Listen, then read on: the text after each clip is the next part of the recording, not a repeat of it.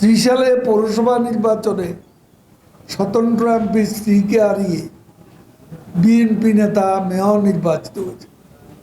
এতে প্রমাণ হয় বিএনপির কর্মীরা দলের শীর্ষ নেতৃত্ব দ্বারা প্রতারিত।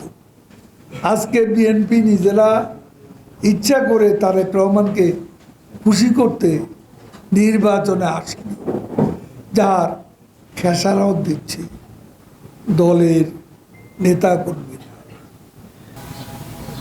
যা কিছু হয়েছে নেতা কর্মীদের সঙ্গে আলাপ করেই হয়েছে, কাউকে বিএনপি বঞ্চিত করে নাই। এটা লক্ষ্য করার মতো। কাজে নির্বাচনের প্রতি জনগণ আগ্রহ হারিয়ে ফেলেছে। এ ধরনের অপপ্রচার যারা করে তাদের এই অপপ্রচারের বাস্তব কোনো ভিত্তি নেই। দেশের জনগণ আজকে নির্বাচনের রাজনীতির প্রতি জনগণের আগ্রহ ক্রমেই বাড়ছে এবং স্থানীয় সরকারের ভোটার টার্নআউট প্রমাণ করে যে বাংলাদেশের জনগণ নির্বাচন গণতন্ত্রের ব্যাপারে তাদের আগ্রহ আরও বৃদ্ধি পাচ্ছে, আকর্ষণ আরও বৃদ্ধি পাচ্ছে এবং প্রধানমন্ত্রী বঙ্গবন্ধু কন্যা শেখ হাসিনা হাতেই এদেশে গণতন্ত্র নির্বাচন ব্যবস্থা নিরাপদ। বাংলাদেশে বেশ কয়েকটি স্থানীয় সরকার নির্বাচন অনুষ্ঠিত হয়েছে। দুটি সিটি কর্পোরেশন নির্বাচন ময়মনসিংহ, কুমিল্লা সহ মোট 233টি নির্বাচন অনুষ্ঠিত হয়েছে সারা দেশে একযোগে,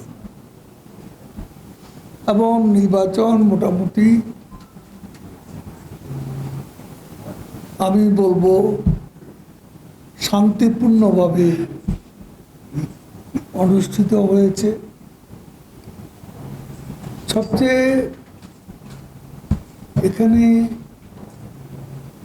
উল্লেখ করার মতো বিষয় একটা, সেটা হচ্ছে যে এই নির্বাচন সম্পর্কে দেশে বিদেশে অনেক অপপ্রচার হয়েছে। ভোটার টার্নআউট নিয়ে অনেক অপবাদ ছড়ানো হয়েছে, দেশেও হয়েছে বিদেশেও হয়েছে, এবং কেউ কেউ বিবৃতি দিয়েই নির্বাচনের ব্যাপারে বিতর্কিত খবর পরিবেশন করেছে। তারপরেও একথা সত্য যে দেশের সাধারণ নির্বাচনের পর স্থানীয় সরকার নির্বাচনে যে টার্নআউট, এটা ঈর্ষণীয় টার্নআউট, এবং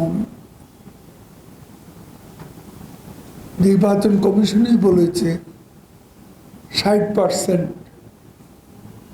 60% এখানে টার্নআউট হয়েছে। কুমিল্লায় উপনির্বাচনের কারণে সেখানে 39-এর মতো টার্নআউট হয়েছে। এছাড়া অন্যান্য অনেক জায়গায় 60%-এর উপরেও অনেক জায়গায় ভোটার টার্ন